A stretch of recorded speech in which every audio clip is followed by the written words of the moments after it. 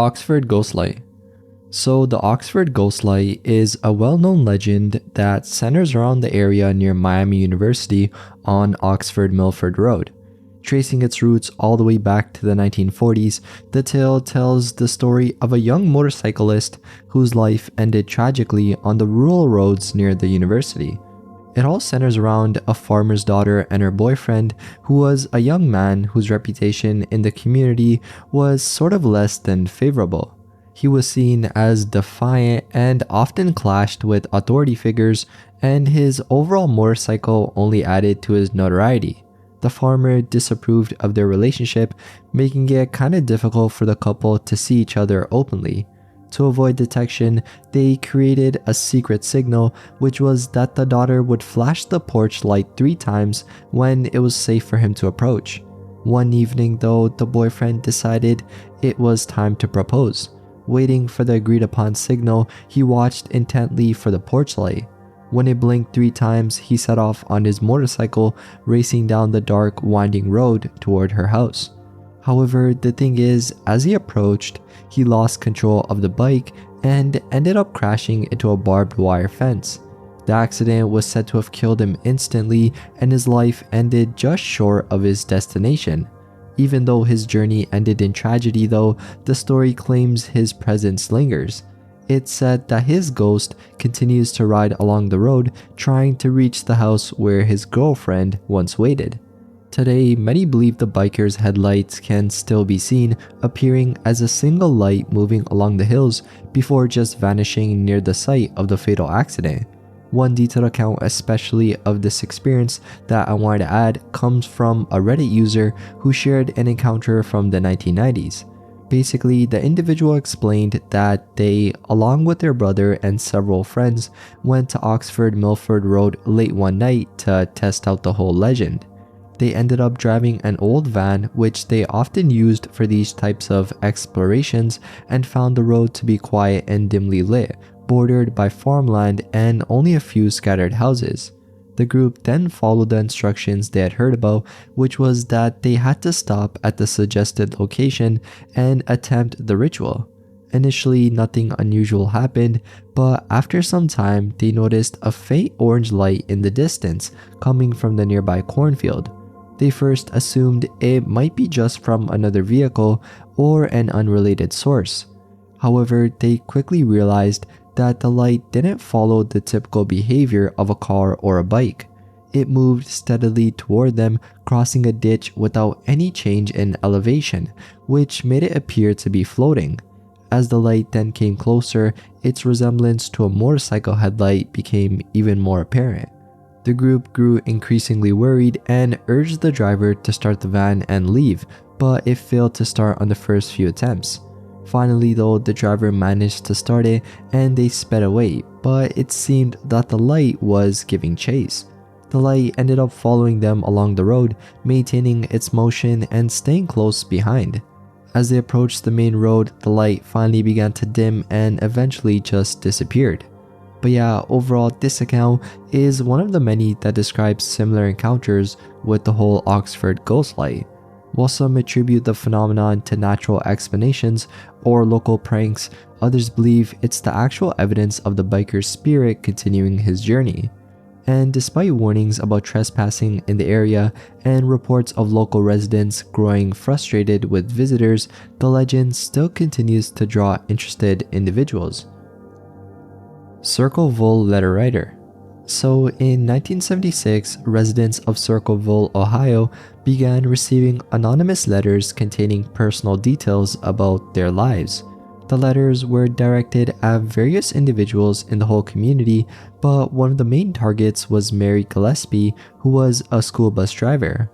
The letters accused Mary of having an affair with the superintendent of schools, which she denied at the time.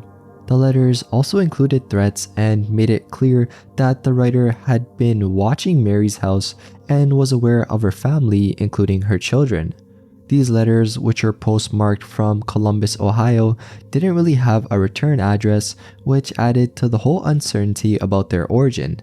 Mary initially chose to keep the letters private, but this changed when her husband, Ron Gillespie, received one that actually threatened his life if he didn't take steps to stop his wife's alleged affair. Then, over time, the writer escalated these threats, saying that the accusations would be publicized through various means, including billboards and CB radios, if Mary and Ron didn't act. The couple confided in a small group of family members who were Ron's sister, her husband Paul Fresher, and Paul's sister. Together, they all decided to confront the suspected sender by having Paul write a letter warning the individual to stop. This plan seemed to work temporarily as the letters had stopped for a few weeks. The situation, though, escalated further in August 1977 when Ron received a phone call that appeared to confirm his suspicions about the writer's identity. He then grabbed his gun and left in his truck, determined to confront the person. Shortly after, however, his truck was found crashed into a tree and Ron was discovered dead. Evidence later showed that he had fired a shot from his gun before the crash. And despite initial suspicions of foul play, Sheriff Dwight Radcliffe ruled the death an accident, attributing it to drunk driving, with Ron's blood alcohol level measured at 0.16, which was twice the legal limit. This ruling was met with skepticism by friends and family who described Ron as not being a heavy drinker. Also, letters soon began accusing the sheriff of covering up evidence in Ron's death. But going all the way back, Mary Gillespie's harassment resumed years later in 1983 when threatening signs began appearing along her bus route. One day, she attempted to remove a sign and actually discovered a booby trap hidden behind it. The device was a gun rigged to fire when the sign was tampered with. The serial number on the gun had been partially removed, but forensic testing revealed it belonged to Paul Freshour. Paul denied involvement though, stating that the gun had been stolen. Despite this claim, he was asked to complete a handwriting test to compare his writing to the letters. Sheriff Radcliffe had him write the letters verbatim while speaking them aloud. Following this, Paul was then arrested and charged with the attempted murder of Mary Gillespie. But although he was not formally charged with writing the letters, they became a key element of the case against him. During his trial, handwriting experts testified that Paul was responsible for the whole letters. Mary also testified as well, stating that Paul's wife had approached her with suspicions about Paul's whole involvement.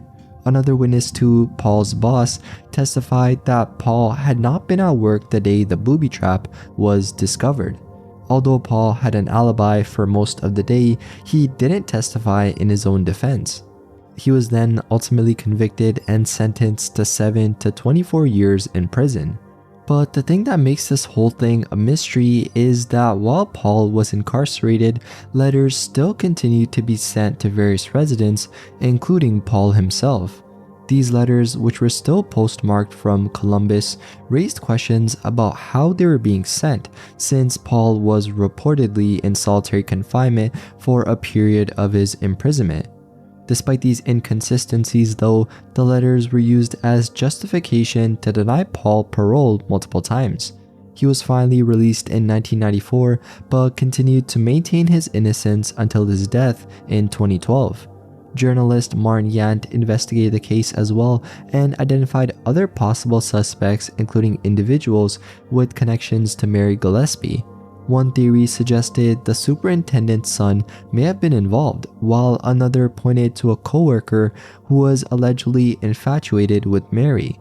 Suspicion also fell on Paul's ex-wife, who had a contentious relationship with him. A witness even reported seeing a man near the location of the booby trap driving a yellow El Camino, a vehicle which was linked to one of Paul's ex-wife's relatives. These details all raised questions and a mystery about whether multiple people were involved in the campaign of harassment. But yeah, over the years, the case has been revisited by various investigators and experts. In 2021, a handwriting and forensic documentation expert named Beverly East analyzed the letters and concluded that Paul Freshour was the writer, consistent with the original police findings. However, this conclusion did not address how the letters were being sent during his imprisonment, leaving many questions still unanswered. The Crosswick Monster. In May 1882, reports emerged from the small village of Crosswick, Ohio, about an encounter with what was described as an extraordinary creature unlike any snake or animal commonly known in the area. Located about a mile north of Waynesville, Crosswick was home to several families, including John Lynch and his two sons, Ed and Joe, who were aged 13 and 11. The boys were out fishing at a creek near the village when the whole event occurred. While they sat on the bank, a disturbance in the reeds and brush behind them drew their attention. Looking back, they saw what they later described as a massive creature advancing toward them at a rapid pace. Terrified, the boys attempted to flee, but the creature, described as resembling a snake, reached the older boy Ed. What made the creature especially unusual were appendages described as arms or forelegs, which extended from its body and seized the boy. As it held him, two additional legs, each about 4 feet long, emerged from its body. It used these limbs to drag the boy roughly 100 yards toward a large sycamore tree with a hollow base measuring 26 feet in diameter. The creature attempted to pull the boy into the hollow opening of the tree. Nearby, though, 3 men, Rev. Jacob Horn, George Peterson, and Alan Jordan, were quarrying stone when they heard the boys' screams. They proceeded to rush toward the commotion and reached the tree as the creature tried to force Ed into its den. The arrival of the men appeared to startle the creature, causing it to release the boy and retreat. The boy, who was badly shaken and injured, was then carried home, and a local physician, Dr. Elsie Lukens, was called to provide medical care. Dr. Lukens reported that the boy had sustained significant bruising and scratches and had been in a state of extreme distress. And although the boy later fell asleep, he experienced frequent awakenings because of residual terror from the whole incident.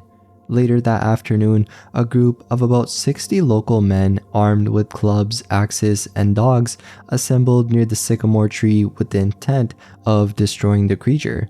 As they began chopping into the tree, the creature emerged from its hiding place.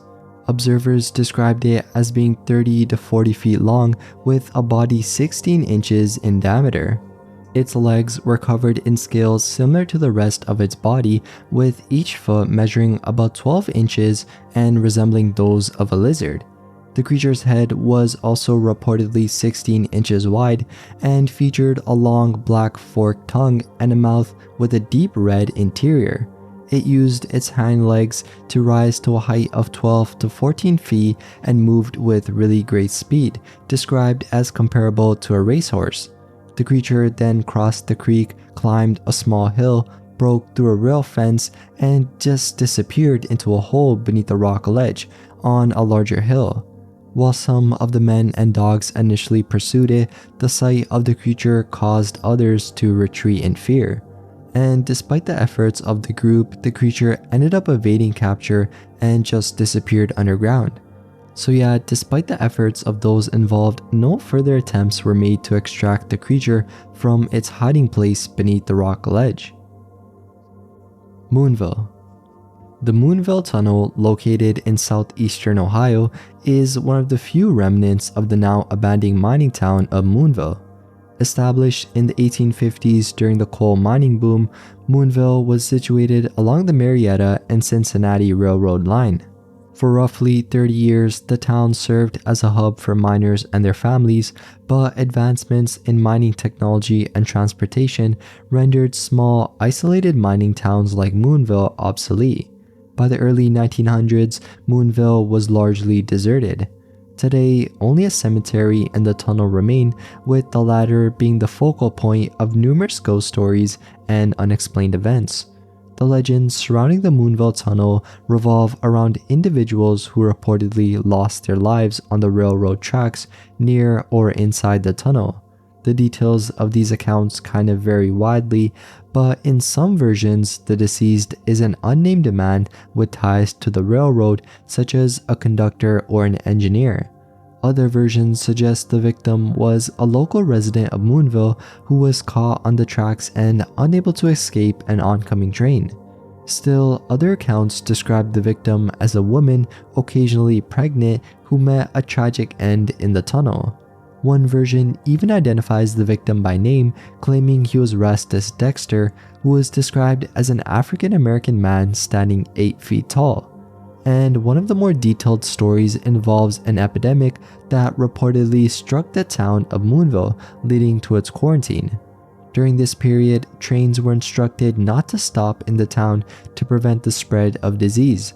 Facing dwindling supplies and desperate for assistance, the townspeople devised a plan to signal passing trains for help. They selected a volunteer who would carry a lantern through the tunnel to the outskirts of town. The idea was that by signaling from outside the quarantine zone, the train's conductor might be persuaded to stop and provide aid. The chosen volunteer was delayed the following day, possibly due to oversleeping or recovering from heavy drinking the night before. When he finally approached the tunnel, he heard an approaching train. Realizing the train would not stop unless he reached the far side of the tunnel, he began running through it while waving his lantern. Tragically, though, he was struck and killed by the train before he could emerge from the other side. This incident is said to explain the reports of a spectral lantern appearing near the tunnel, moving along the old track bed as if still signaling for help. Reports of ghostly activity at the Moonville tunnel have also persisted for decades. Witnesses frequently describe seeing a floating light resembling a lantern near the tunnel or just along the old tracks, as well as hearing unexplained sounds. These sightings have cemented the tunnel's reputation as one of Ohio's most notable haunted locations.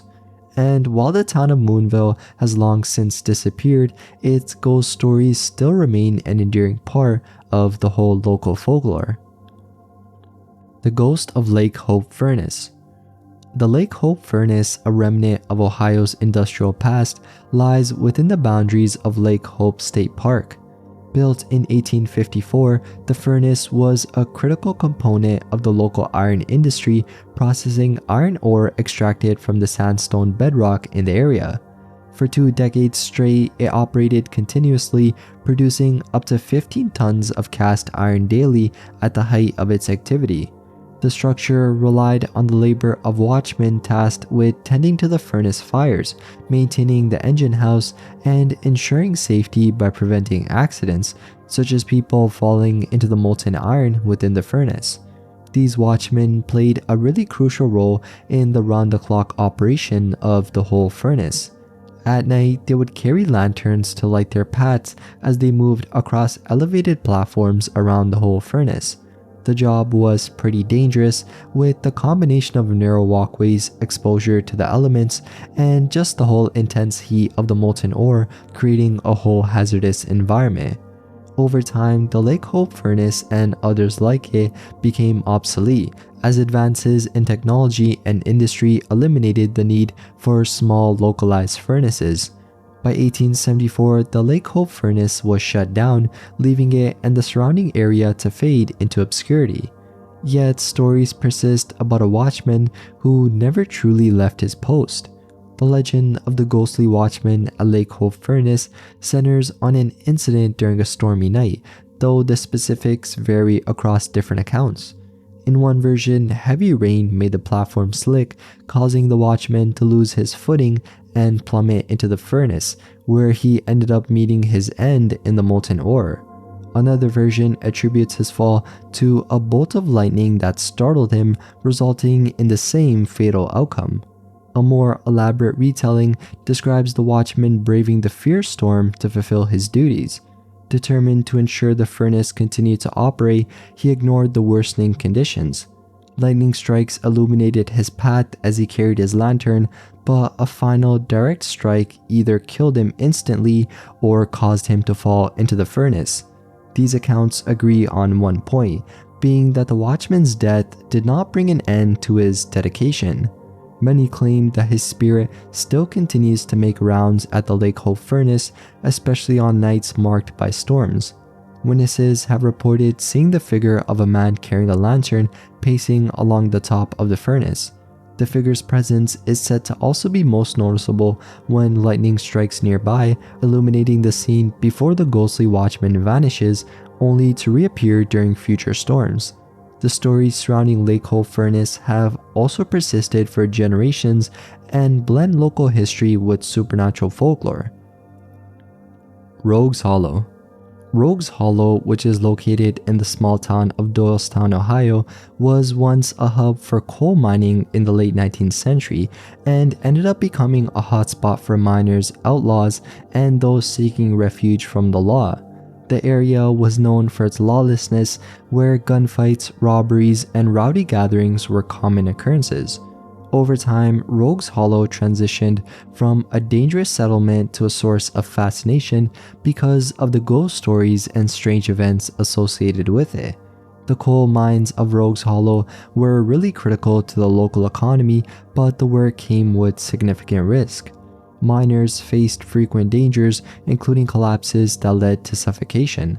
Although the mines have since been sealed, locals claim that the spirits of miners still linger. Reports of echoing sounds resembling picks and tools emanating from the sealed shafts persist. People walking near the old mine entrances have also reported sightings of spectral miners, suggesting that their work was left incomplete even in death. And another key location in Rogues Hollow is the site of the old Chidester Mill. Although the original structure is no longer standing, a replica marks the area where it once operated. The mill is tied to the ghost of a young man who died after falling into one of the mill's wheels. He's said to haunt the grounds as well as the sawmill and dye house.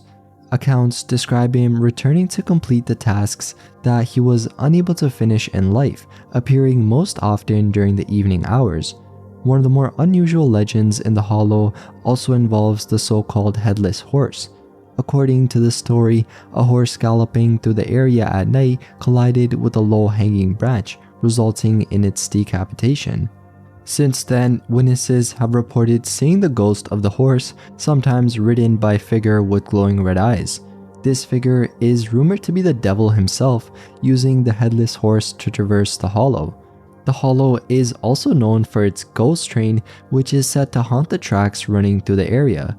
Legend has it that if a car crosses the tracks at midnight, its engine will fail, leaving the occupants stranded. Witnesses claim to see an oncoming train that barrels toward the stranded vehicle, only to vanish just before making contact. But perhaps the most well-known tale from Rogues Hollow is something that you've probably heard, and it's the story of Crybaby Bridge. This legend has multiple variations, but the central theme involves a young mother and her child. In one version, the mother, abandoned by her lover, throws her newborn into the cold waters beneath the bridge in despair. Another version tells of a mother whose house caught fire. Unable to save her baby from the flames, she threw the child into the water in a desperate attempt to extinguish the fire. Tragically, the child didn't survive. People who visit the bridge now still claim to hear the cries of the baby or see the figure of the grieving mother staring into the water. These tales have made Crybaby Bridge a focal point for those exploring the supernatural elements of Rogues Hollow. Ohio State Reformatory. The Ohio State Reformatory in Mansfield, Ohio has become infamous not just for its history as a prison, but also for the ghost stories tied to its walls. Originally opened in 1896 as an intermediate penitentiary, the reformatory housed first-time offenders who were considered salvageable, being too old for juvenile facilities but not dangerous enough for maximum security prisons. However, over the years, it became a place of violence, death, and despair, leaving behind tales of spirits that some believe still linger. One of the most infamous areas in the reformatory is the Hole, which is a solitary confinement section where inmates endured extreme isolation. Many stories center around this part of the prison, including accounts of prisoners taking their own lives. One prisoner reportedly set himself on fire, while others hanged themselves in their cells. The conditions in the hole were harsh, and one well-known tale speaks of 2 inmates forced to share a single isolation cell during overcrowding. Only one emerged alive, while the other was found dead in mysterious circumstances. People who now visit the area today claim to hear footsteps, whispers, and voices despite being completely alone. Another legend tied to the Reformatory involves Officer Frank Hanger, who was brutally beaten to death during an escape attempt in 1932. Some believe his spirit still continues to walk the halls, keeping an eye on the prison even after his death. Visitors have reported hearing the sound of heavy boots echoing in empty corridors, as well as doors slamming shut on their own. The prison also has a cemetery with over 200 graves, most marked only by numbers. These graves belong to inmates who died of illness, violence, or other causes and whose bodies were never claimed by their families. This area is often said to be a hotspot for strange activity, with visitors reporting shadowy figures and unexplainable chills. One of the more disturbing legends surrounds the road leading to the prison. Local lore claims it's haunted by the ghost of Phoebe Wise, who was a reclusive woman who was attacked and robbed in Mansfield. Her spirit is now said to roam the road, sometimes appearing to drivers or lingering in the surrounding woods. Lake Erie Monster. Bessie, the Lake Erie Monster, has become a well-known figure in the folklore of Northeast Ohio. Though her origins are kinda shrouded in mystery, sightings and stories about her have endured, making her a regional legend tied closely to the history of Lake Erie and its struggles with pollution. The monster has inspired local culture, lending her name to beers, sports teams, and countless tales, but the accounts of her sightings tell of a creature that terrified those who claimed to encounter her. One of the most detailed reports came from 2 fishermen in the 1980s. Basically, Frank and Joe were spending a calm summer day fishing far from shore, hauling in walleye and perch, when the waters beneath their boat suddenly became turbulent. The calm lake heaved and a dark, elongated shape emerged under their 20-foot fishing boat, the Cool Breeze. Frank described the creature as resembling an oversized alligator with a length exceeding their boat.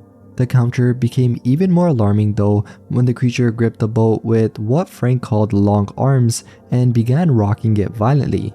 In the chaos, their cooler tumbled into the water, taking their day's catch with it.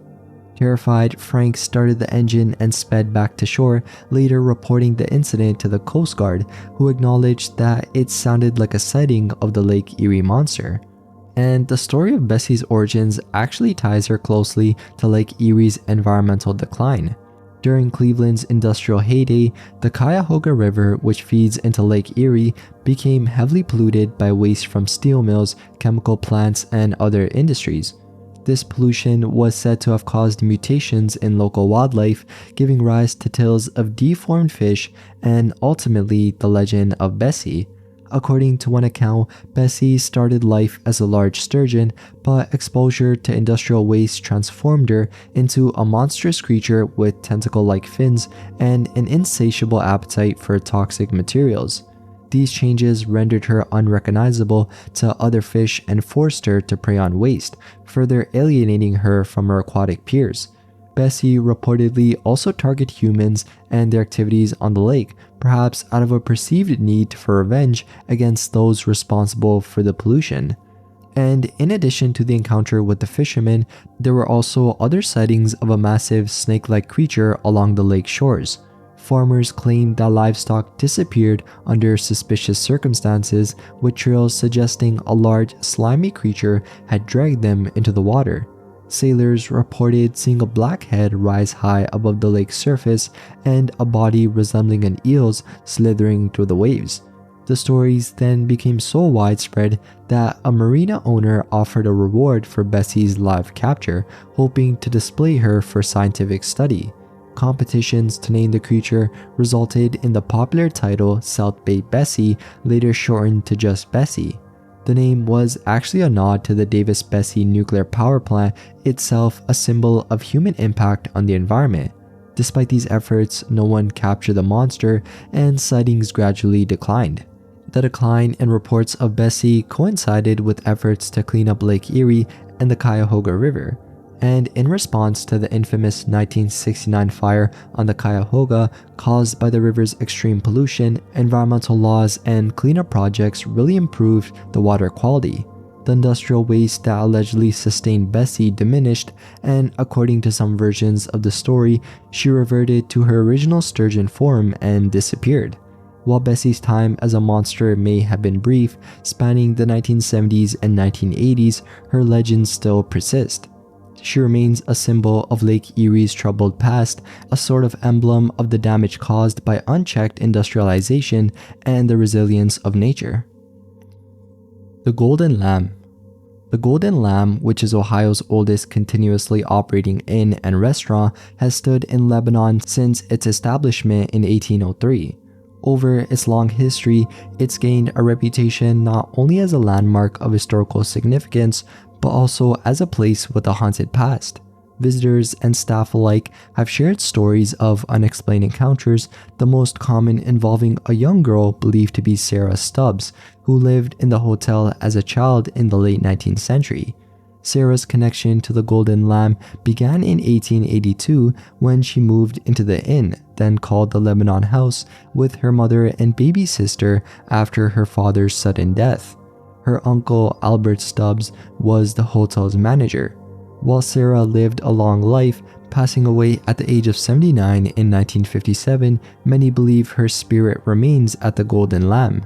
This belief is supported by numerous accounts of a little girl in a white dress wandering the inn's halls, despite the fact that Sarah did not die as a child or at the inn.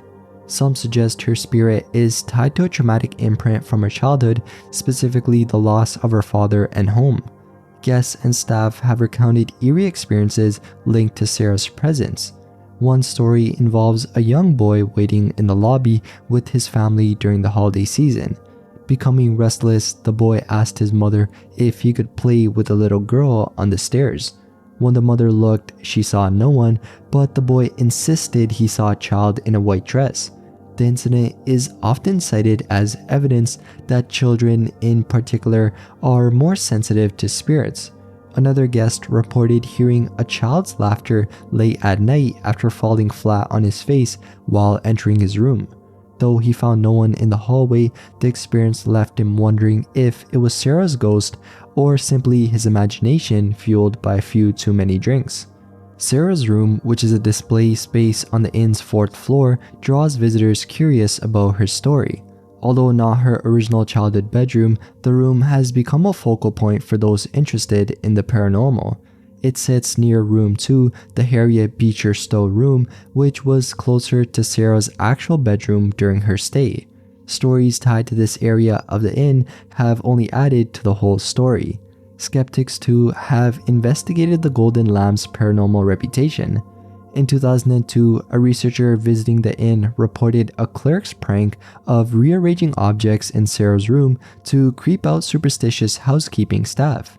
While the researcher concluded the haunting stories were exaggerated, this revelation has done little to deter those who believe in the inn's ghostly residents. And in addition to Sarah Stubbs, other figures from the Golden Lamb's long history are said to linger.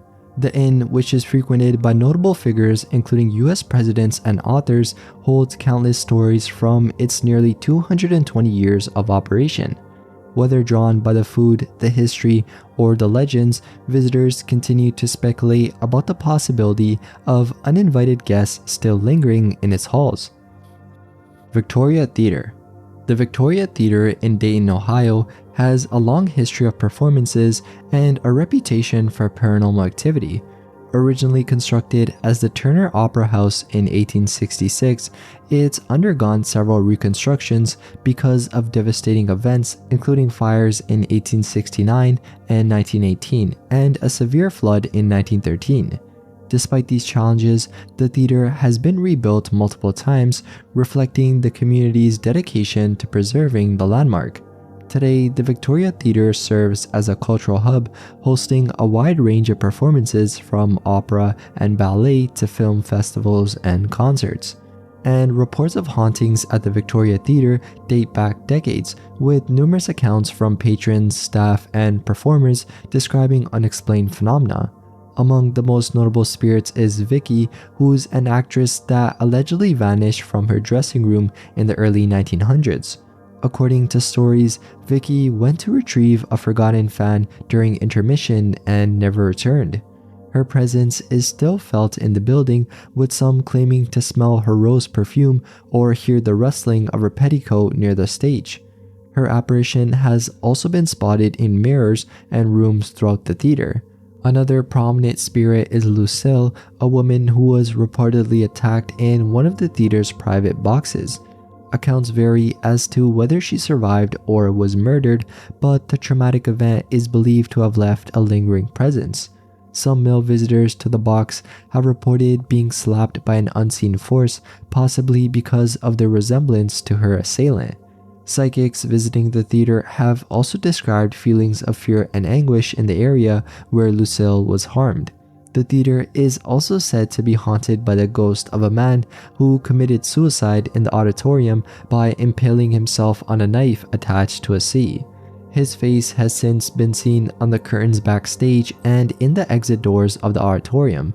The reasons for him taking his own life remain unclear, with speculation ranging from unrequited love to professional rejection.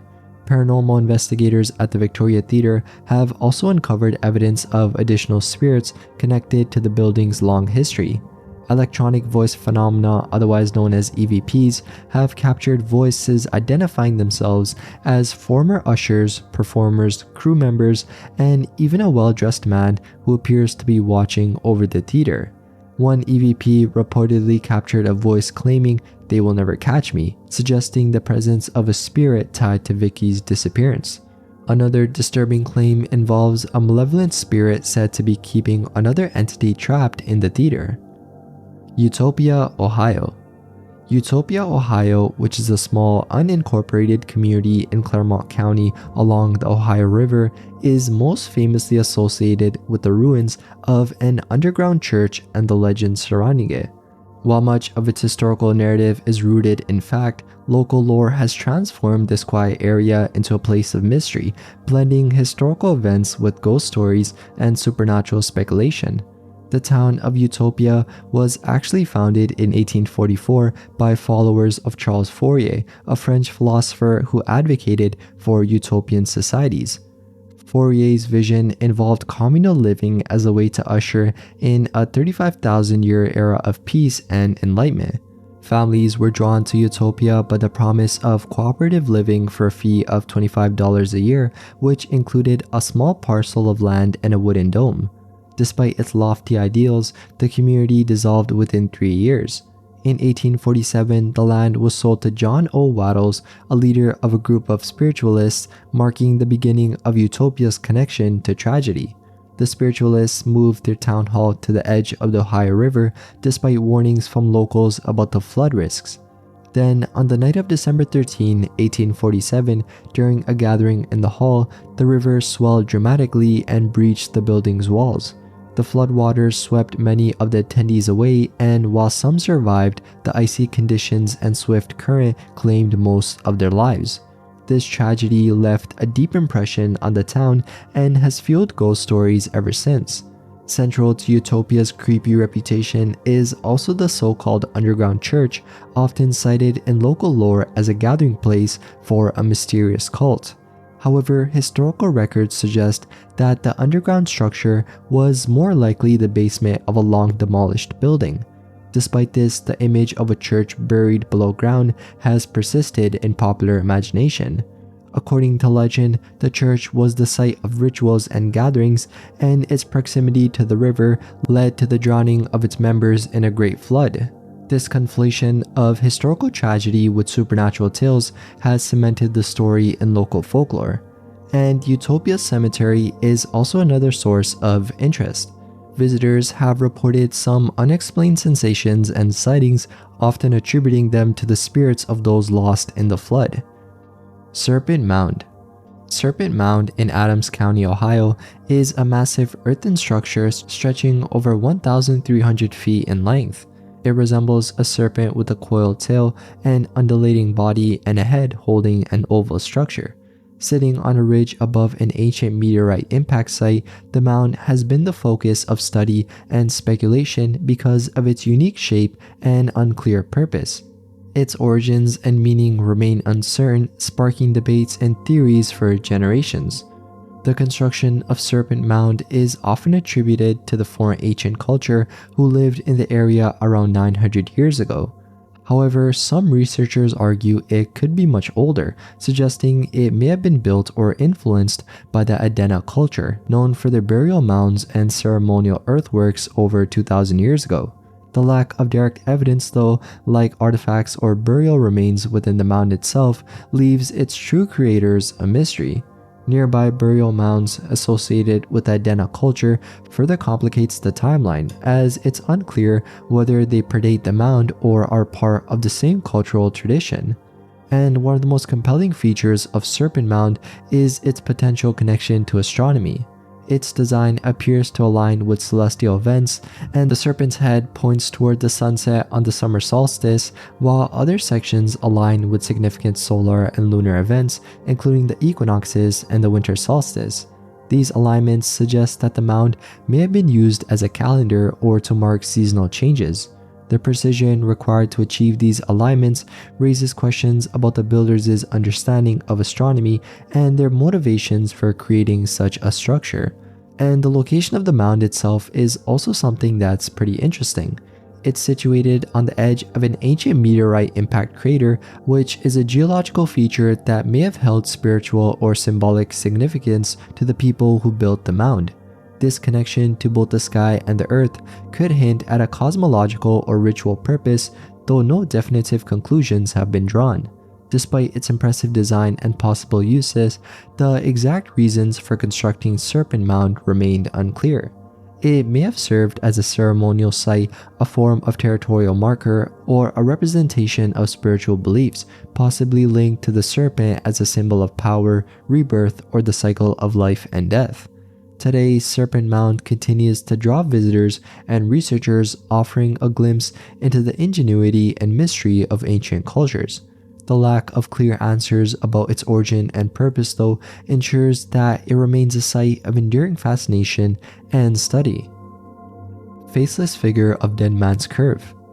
Dead Man's Curve in Clermont County, Ohio, is one of the state's most well-known locations tied to eerie urban legends and a history of tragic accidents.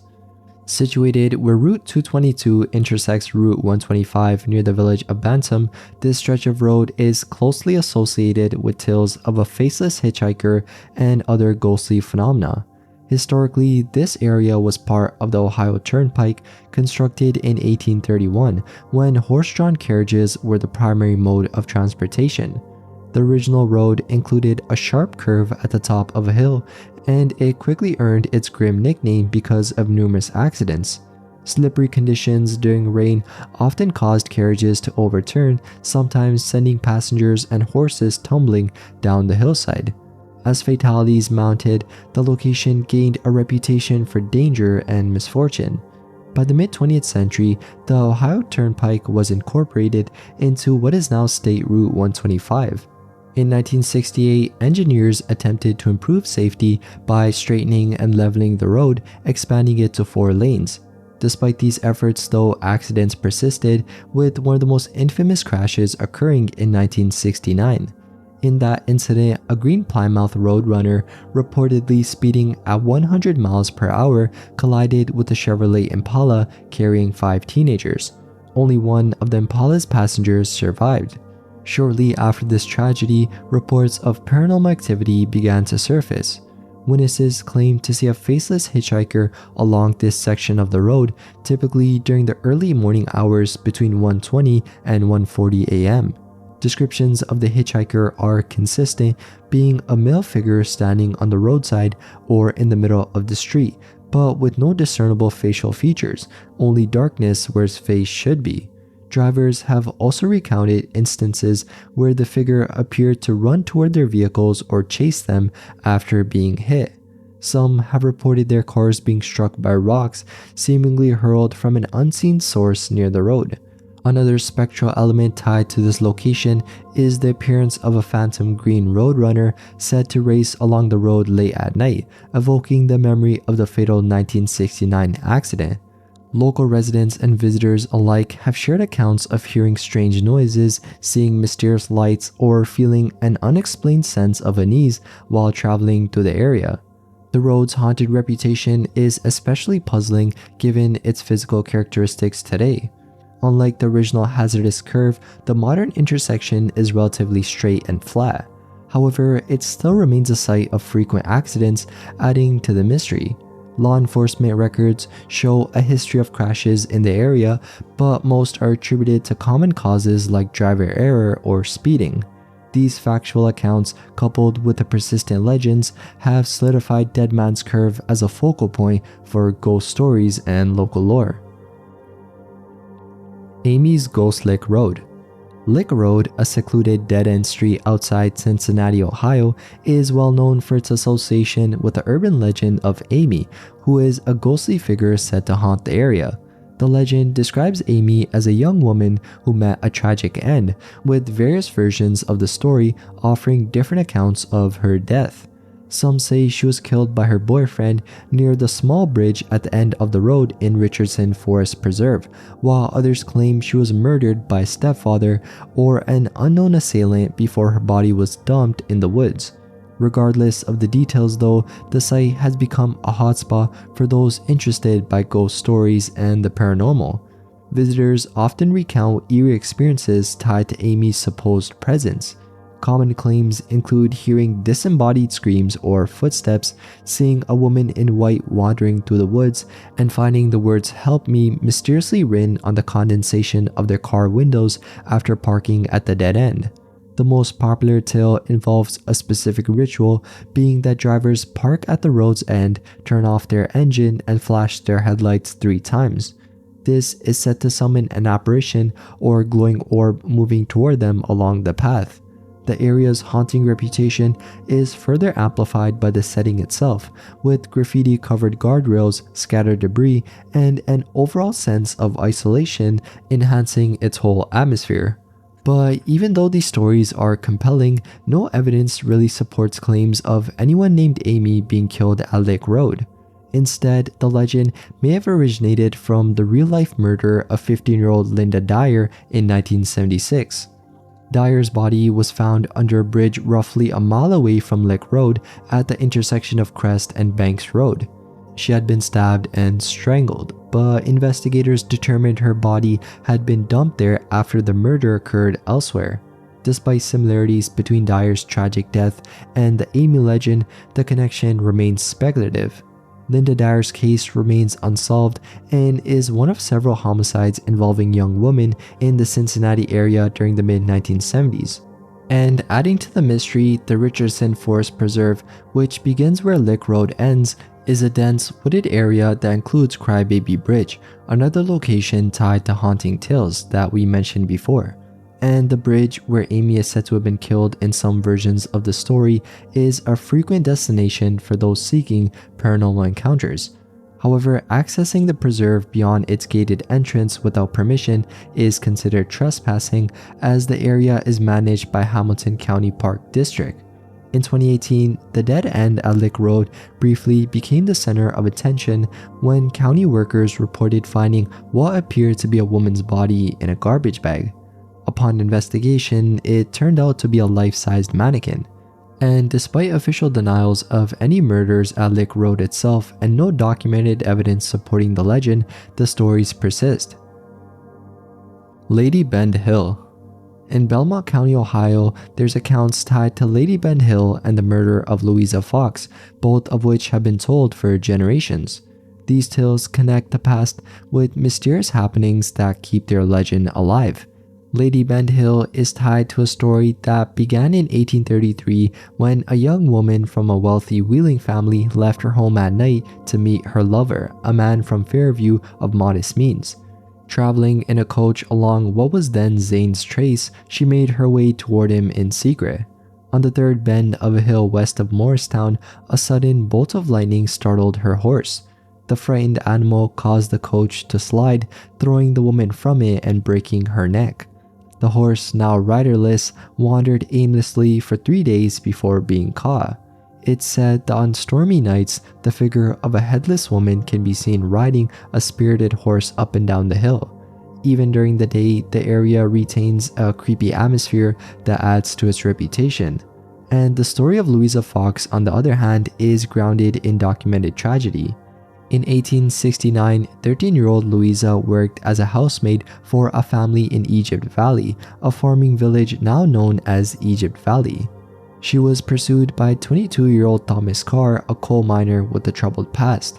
Carr had served in the Union Army during the Civil War, where he reportedly struggled with alcohol, engaged in fights, and committed multiple murders before being discharged. Accounts kinda differ on whether Louisa's family had initially allowed her to become engaged to Carr or if they had rejected him upon learning about his violent tendencies. On January 21, 1869, Carr attacked Louisa near a fence post along a road in Egypt Valley. He waited for her to pass before striking, leaving her body in a ditch. Some who visited the area claimed to see her ghost near the spot where she died.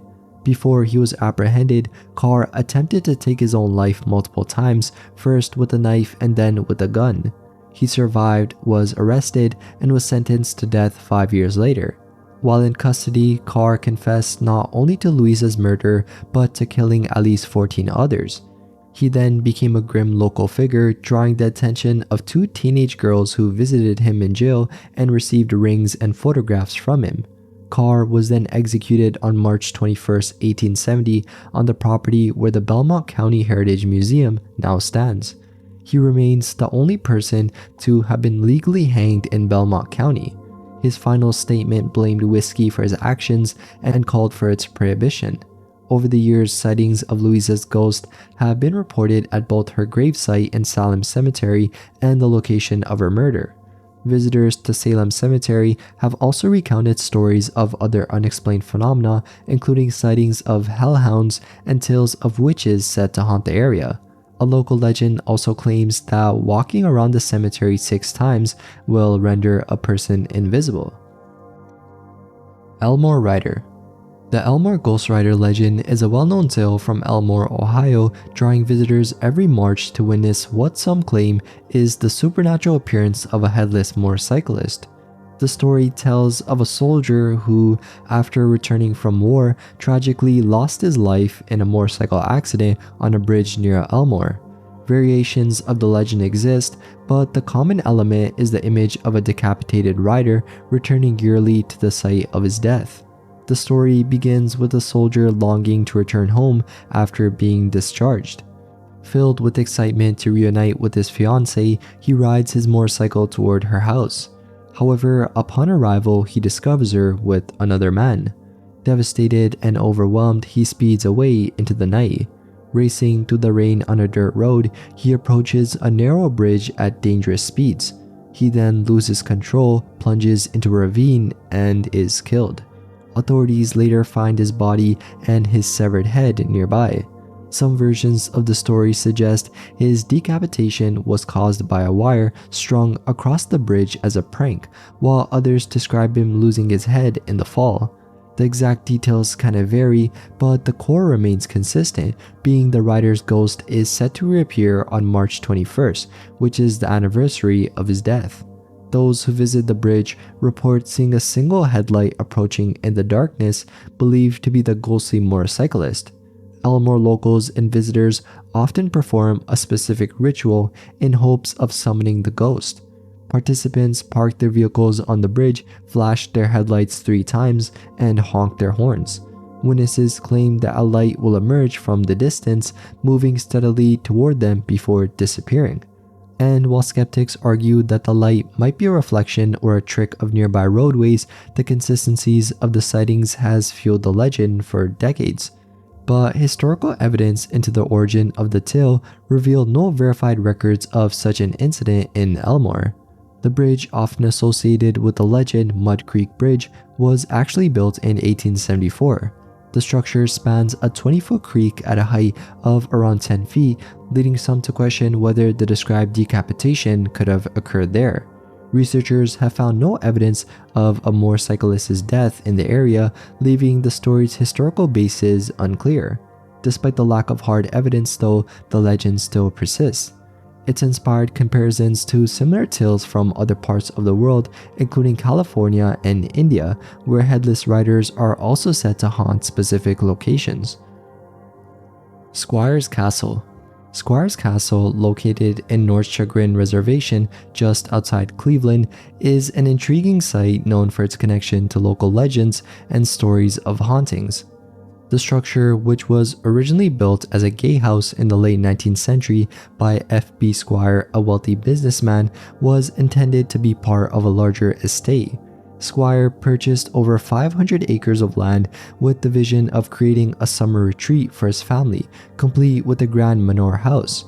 The gay house was constructed as the initial phase of this plan, and Squire outfitted its basement with a trophy room to display hunting mementos. However, Squire's vision of an idyllic countryside escape conflicted with the preferences of his wife, who disliked both hunting and the rural lifestyle. While he dreamed of enjoying the outdoors, she often chose to remain at their home in the city. Over time, Mrs. Squire began traveling to the property in an attempt to accommodate her husband's desires, but her discontent reportedly grew. According to local lore, Mrs. Squire developed insomnia during these visits and was known to wander the gay house at night, using a small red lantern for light. One evening, she ventured into the basement trophy room where she was supposedly startled by something, possibly the reflections of the lantern in the glassy eyes of hunting trophies, or as some suggest, an unexplained and supernatural presence. In her panic, she tried to escape, but tragically fell and broke her neck. The story continues with F.B. Squire discovering his wife's body and being overwhelmed with guilt. Blaming himself for her death, he abandoned the estate entirely, halting all construction and never returning to the property. The land and the unfinished gay house were later acquired by Cleveland Metro Parks in the 1920s and became part of the North Chagrin Reservation. The once grand plans for the estate were left unrealized, and today only the stone shell of the gay house remains, as much of the interior has been removed or filled in over the years.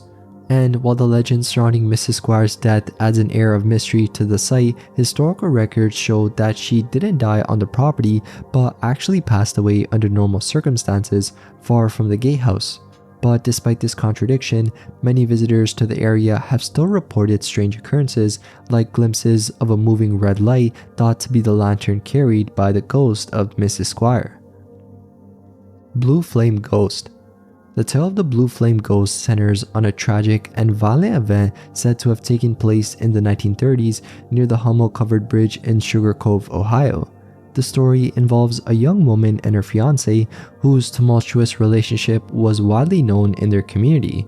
Described as initially cheerful and well-liked, the woman's demeanor changed drastically over time, becoming withdrawn and somber, reportedly because of the frequent and intense arguments with her fiancé. On the night of the alleged incident, the couple was parked near the covered bridge when another heated argument erupted. In a moment of uncontrollable rage, the young woman reportedly pulled a knife and attacked her fiancé, fatally stabbing him in the throat. Overcome with fury, she continued her assault until the man was decapitated. Severely injured herself, the woman is said to have stumbled away from the scene, still clutching the severed head. She ultimately collapsed at the base of the hill, where her body and the head were discovered the following day. But the covered bridge that played a key role in the legend was eventually demolished and replaced by a concrete structure. However, the lore still persists, with claims that the woman's spirit lingers in the area. According to reports, her ghost appears as a glowing blue figure resembling a woman. Witnesses claim that if her name is called while standing on the bridge, the apparition will emerge at the top of the hill and approach the caller. And interestingly, the legend lacks specific names for the woman and her fiancé in most versions of the story. It's said that this ambiguity complicates attempts to summon her ghost, as the proper name is supposedly required. Some variations of the tale also suggest possible names, but they remain unconfirmed, and attempts to use them during alleged paranormal encounters have reportedly been unsuccessful. Beaver Creek State Park. Gretchen's Lock, part of the remnants of the Sandy and Beaver Canal system in Beaver Creek State Park, Columbiana County, Ohio, is associated with a long-standing legend involving the death of a young girl named Gretchen Gill and her father E.H. Gill. The lock, constructed in the early 19th century, serves as the focal point for tales of loss, misfortune, and the supernatural. The canal system, built to facilitate commerce and connect the region, included numerous locks to manage water levels for passing boats. Gretchen's Lock, named after Gill's daughter, has become known for its association with her tragic story. Multiple versions of the legend exist, but according to the most common account, Gretchen traveled to the United States with her father, a Dutch or Irish engineer, after the death of her mother during the voyage. After their arrival in Ohio, where Gill was involved in the canal's construction, Gretchen contracted malaria and succumbed to the illness on August 12, 1838. Distraught, her father temporarily entombed her body within the lockstone masonry, intending to transport her back to Europe for burial beside her mother. And when Gill resigned during the economic downturn of 1837, he attempted to fulfill his promise. Gretchen's coffin was placed aboard a ship bound for their homeland, but the ship was lost at sea during a storm, along with all passengers and crew. Another version of the story attributes her death to homesickness and illness, emphasizing her longing to return to her native land. Her spirit is said to linger near the lock, visible annually on the anniversary of her death. Witnesses claim to see the figure of a young girl walking along the lock or hear faint cries echoing through the area. Historical accounts suggest that the legend may have evolved over time, combining elements of local lore and similar tales. But there's no verifiable evidence of Gretchen's burial within the lock, and records of E.H. Gill's life and work offer little to confirm the more sensational aspects of the story. However, the canal's historical significance and the ruins themselves remain a source of fascination.